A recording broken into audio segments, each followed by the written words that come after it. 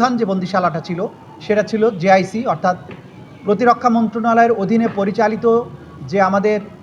DGFI, তার যে একটা বন্দিশালা ছিল, সেটা আইনসম্মত কাজের জন্যই তৈরি করা হয়েছিল। ডিজিএফআই সংস্থাটি রাষ্ট্রের অতি গুরুত্বপূর্ণ একটা সংস্থা, কিন্তু শেখ হাসিনা সরকার এই অতি গুরুত্বপূর্ণ এবং বৈধ একটা সংস্থাকে, তার কিছু অফিসারকে এই অপরাধের সাথে সম্পৃক্ত করে তার ক্ষমতাকে চিরস্থায়িত করার চেষ্টা করেছিলেন। আমরা বলেছি যে একটা বাহিনী হয়তো গ্রেপ্তার করতো বা পিকআপের সাথে জড়িত ছিল,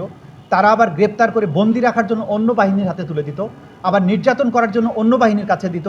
অনেক সময় হত্যা করার জন্য চতুর্থ আরেকটা বাহিনীর হাতে দিত, কাউকে হয়তো মামলা চালান দেওয়ার জন্য পুলিশের হাতে হস্তান্তর করত।